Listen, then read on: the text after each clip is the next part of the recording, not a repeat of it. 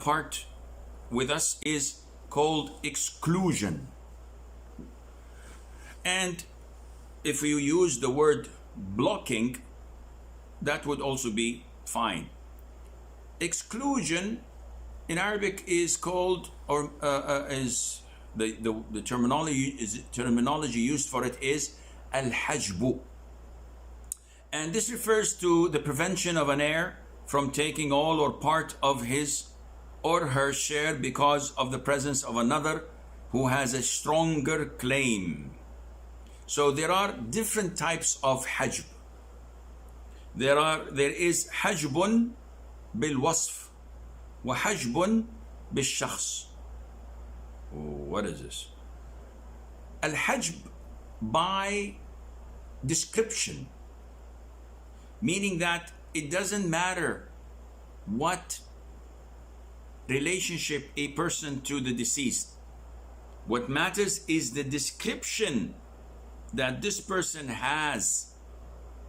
And we had gone through this in the very beginning of talking about inheritance distribution, when we said that there are three reasons that would block an individual from inheriting. Reason number one, slavery. So this is exclusion or blocking by means of description. He's described as a slave, he cannot inherit.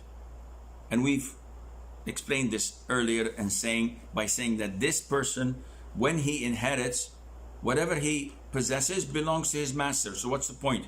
No, he's blocked from inheriting. Number two, murder.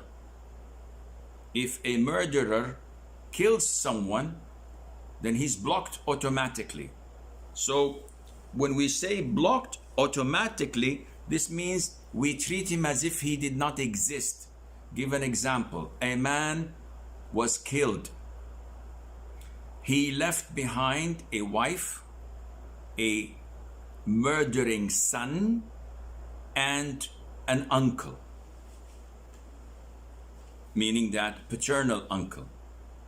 We know that maternal uncle do not inherit at all. So now we have these three individuals. A wife, and we know that a wife inherits what or what? A wife inherits a quarter if the deceased had no son, and inherits 1/8 if the deceased has an offspring, a son or a daughter. So how much do we give the wife? If you said 1/8, the answer is wrong, because the son is the murderer, and due to his crime, he's treated as if he does not exist, and he would inherit nothing. So his mother now, that is the wife of the deceased, is treated as a widow of a man who had no children. So she gets a quarter, and the rest, which is the 3/4, goes directly to the uncle, who inherits through virtue of kinship. And the third type that blocks by description or excludes inheritance through description is difference of religion. A man dies leaving a non-Muslim mother, a non-Muslim wife, and a far paternal cousin. Everything goes to the paternal cousin. Everything. And man, if you have a cousin like this, you've got it made. Because then all of a sudden, they tell you your far cousin who migrated to Argentina 50 years ago and who happened to be a multi-billionaire, died leaving a wife, no children, and his Christian mother, and his wife is also Christian, and you're the only one, the only heir. That is good. So these are the three excluded, blocked through description. Now there is another type of exclusion, which is by the person himself. So there's a person that blocks me from inheriting. And these types of exclusion are divided into two types. hujb hirman, totally depriving a person from inheriting, and hujb nuqsan. Another one is reduction of his share. So, for example, there are 6 types of people, of heirs, that can never be deprived from inheriting due to someone else blocking them. The parents always inherit. The spouses always inherit, man and wife. And the children, boy and girl, always inherit. Nobody blocks them. Nobody blocks them so that they don't get a penny. No. Of course, unless they were of a different religion, or they were murderers, or they were slaves. And as for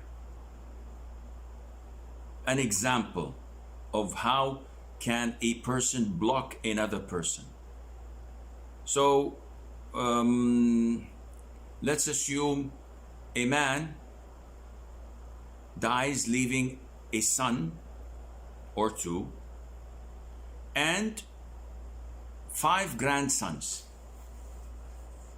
Now, if the man died leaving no sons at all, his 5 grandsons would inherit everything. True? Yes.